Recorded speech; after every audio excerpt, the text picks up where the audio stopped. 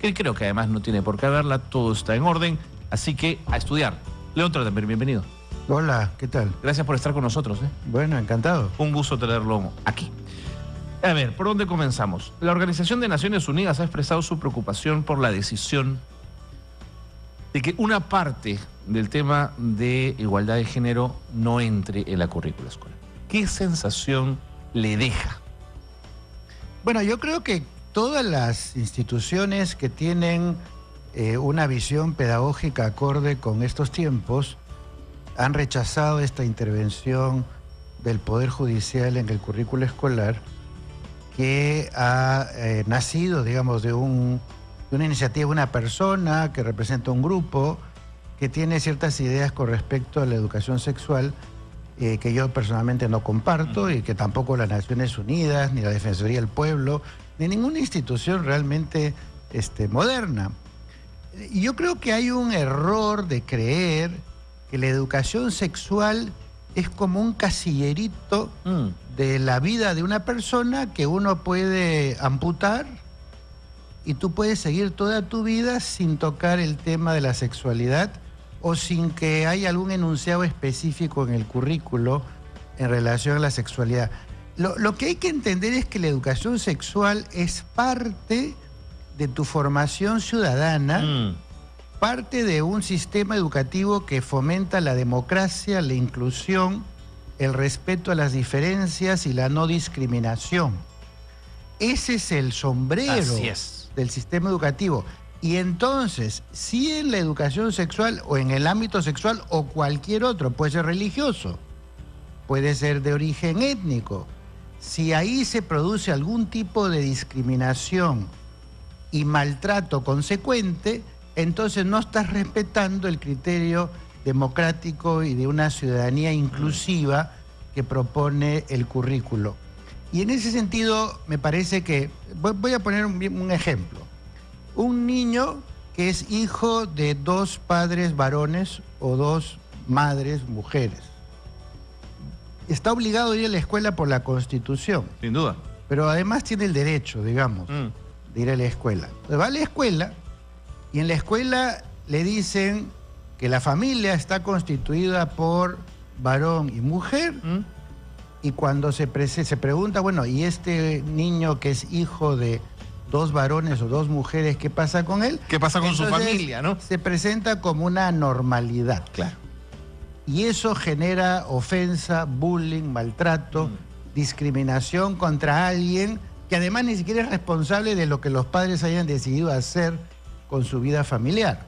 O un niño que tiene una identidad sexual distinta a la de su sexo, digamos un niño que se siente niña, o una niña que se siente niño, o a un niño que le gustan los varones, o a la niña que le gustan las mujeres, es señalado en la escuela.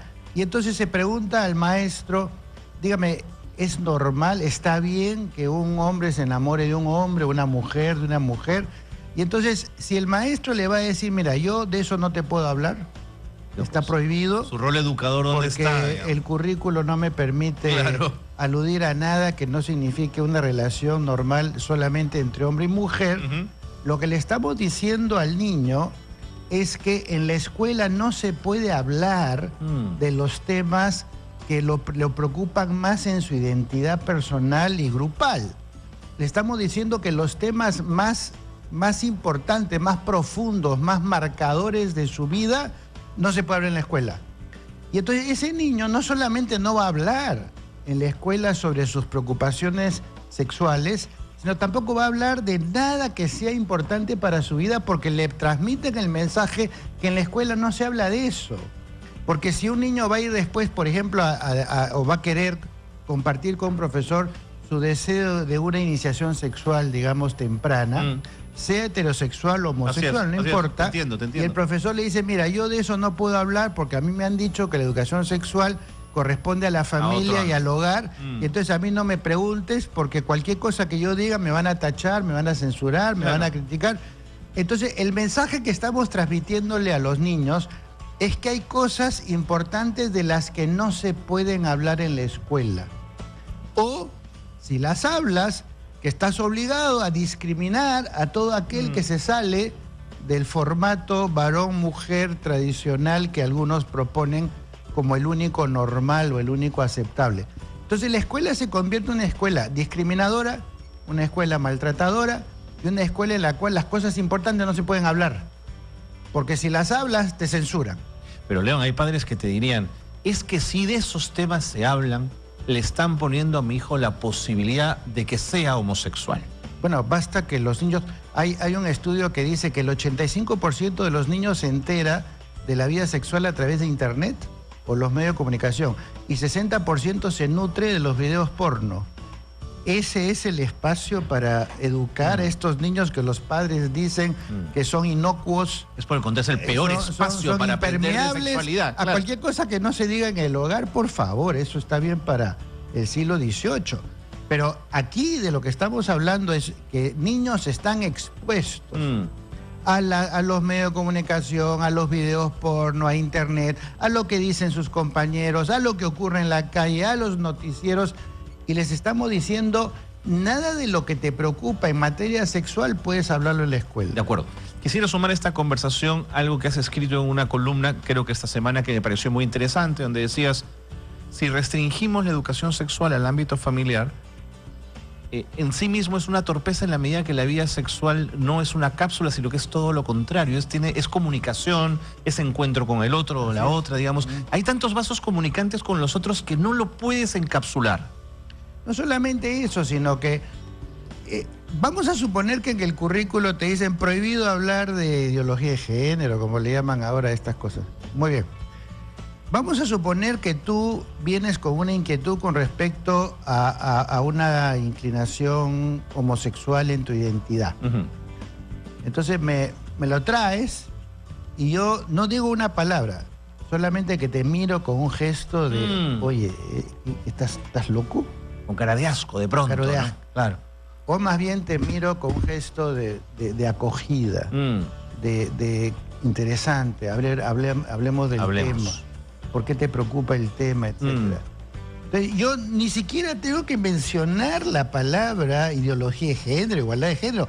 Es mi actitud, son mis gestos, son mi manera de vincularme con el alumno, lo que va a transmitir el mensaje, porque finalmente el currículo es el maestro. Entonces, si yo como maestro, por ejemplo, tengo un hermano que es homosexual, o soy hijo de una violación, o soy una persona que tiene...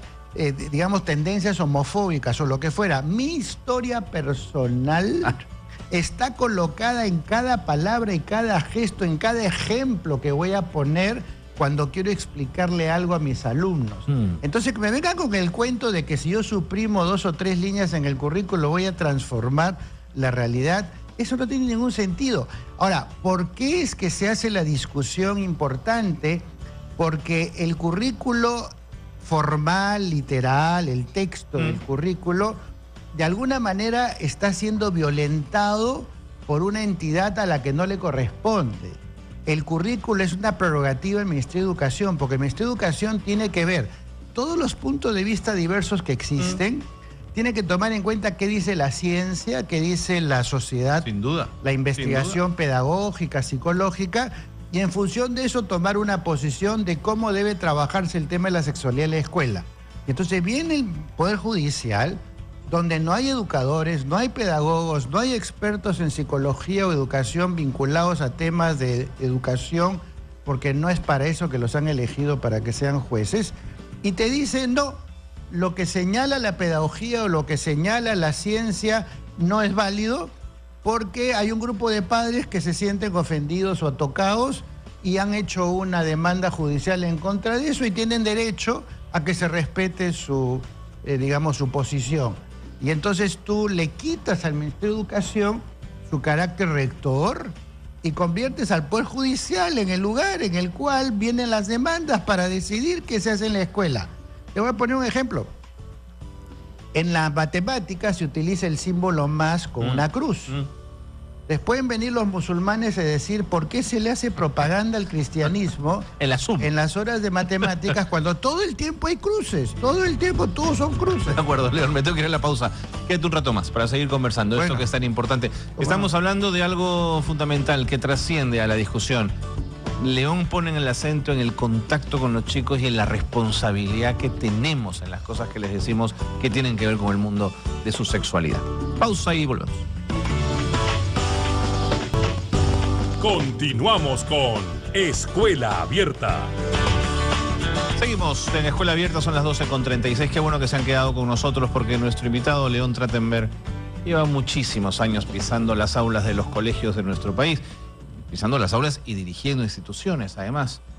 Y claro, viene a hablarnos, ha estado en el primer bloque, es muy claro hablándonos de que cuando hablamos de equidad de género, y esto que algunos llaman peyorativamente ideología de género, de lo que estamos hablando es de cómo hace un maestro para enfrentar en el cotidiano las dudas y las preguntas de los chicos respecto a educación sexual, a su propia identidad y a cosas que los mueven mucho.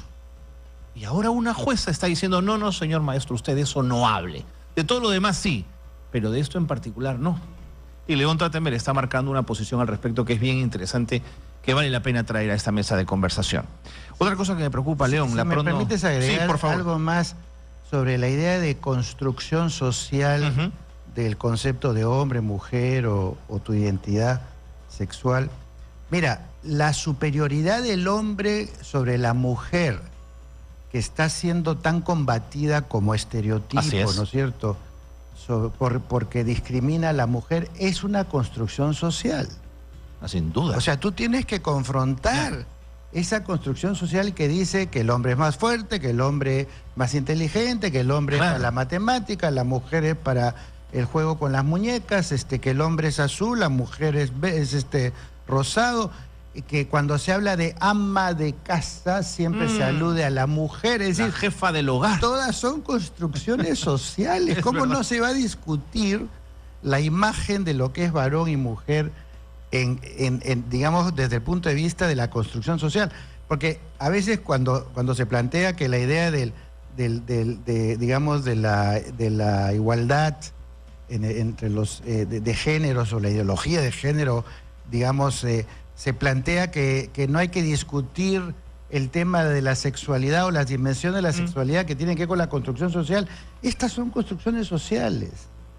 Y entonces yo creo que no hay que tenerle miedo a que se haga frente a los temas de la vida real que permitan a los niños sentirse cómodos en la escuela, cualquiera que sea su origen, su identidad, su vinculación familiar, religiosa, cultural, étnica, que no se sientan maltratados, discriminados, jerarquizados, y que la escuela sea un espacio de escucha. ¿Cómo va a ser la escuela un espacio de escucha, de acogida y de producir una convivencia armónica entre los chicos? Cuando tú de esa que dices, tú estás ok, tú eres anormal, tú estás bien, tú eres perverso, tú existes, tú no existes. ¿Cómo puede ser inclusiva una escuela así? Y entonces me parece importante que hay grupos sociales que han logrado instalar esta idea de que con mis hijos no te metas. Con mis hijos no te metas. Yo diría que hay que plantear, a mis hijos no los dejes indefensos. A mis hijos no los desampares, porque la escuela es un lugar para ampararlos. Y entonces cuando a mí me dicen, mira, para no herir susceptibilidades, no trate ciertos temas, estoy desamparando a todos los que necesitan que eso sea tratado. Claro, me está sacando el cuerpo, León, digamos, en la escuela no hay que sacar el cuerpo, hay que entrar. Por eso, en resumen, esto es educación democrática, esto es educación ciudadana. La sexualidad es una parte de la identidad. De acuerdo. Una última pregunta porque el tiempo me gana. ¿Cómo vamos a hacer ahora? La ley de igualdad de oportunidades entre hombres y mujeres tiene como eje transversal el enfoque de género. El Plan Nacional de Derechos Humanos tiene como eje transversal el enfoque de género. Y de pronto, lo que tiene que ver con la currícula escolar ya no lo tiene. ¿No es una contradicción en sí mismo? Bueno, eso, digamos, al final, si alguien quiere estar bien con todo el mundo, lo que hacen es un maquillaje, ¿no es cierto? Bueno, te saco esta palabrita, te saco la otra y todo el mundo contento. La gente que hizo la demanda va a decir, acá ganamos algo. El ministerio dice, bueno, me saqué de encima un problema. Pero seamos realistas, la sexualidad es una cosa transversal, permanente, es como tu identidad. Tú no puedes decir mi identidad solamente se trabaja en la hora de educación religiosa, o mi identidad peruana solamente se juega en la clase de historia del Perú cuando se habla de la manera como los peruanos somos grandiosos, ¿no es cierto? La identidad peruana está desde cómo llegas a la escuela, cómo saludas o te vinculas con el portero, con el personal de servicios, cómo trabajas los temas de idiomas, cómo trabajas tu literatura, cómo te desempeñas en relación al acontecer nacional, cómo tratas los temas de ciudadanía que tienen que ver con corrupción, que tienen que ver con democracia, que tienen que ver con derechos humanos. Digamos, tu identidad está atravesando todo eso. Entonces, pretender de que la identidad es un casillerito aislable, me parece que es imposible. Y entonces, en la práctica, no va a cambiar prácticamente nada. Lo que son estos triunfos pírricos, ¿no es cierto? Pero sí me parece que simbólicamente... Es bien potente. La formalidad de un currículo que ha sido, digamos, mellado por el Poder Judicial... Sí. A partir de una demanda de un grupo minoritario y gente, esa es la parte que hay que proteger por el bien común, para que mañana no aparezcan otras iniciativas que quieren violentar el currículo. Por supuesto. E introducir, digamos, pareceres particulares. Mañana vienen los grupos religiosos a decirte, oye, ¿por qué dicen que el hombre es una mutación, en fin, que desciende del mono? O que finalmente hubo digamos, una evolución de las especies. En Turquía han negado la teoría de la evolución en el aula. Entonces está prohibida la teoría de la evolución. Darwin, digamos, es antagónico, es un anticristo. De acuerdo, León. Por favor. Muy claro, muchas gracias. Porque, digamos, el tema es intenso, hay que tocarlo. Y lo has tratado, además, creo, con una mirada muy fina desde el salón de clase, que es donde hay que hablar. Muchas gracias, León Trachtenberg. Gracias por la invitación también. No se vaya, que tenemos que seguir hablando de los maestros y lo vamos a hacer además con César Guadalupe, presidente del Consejo Nacional de Educación. ¿Cuáles son los retos inmediatos del desempeño docente para tener un año exitoso en la escuela? Bueno, vamos a conversar con él. Quédense con nosotros.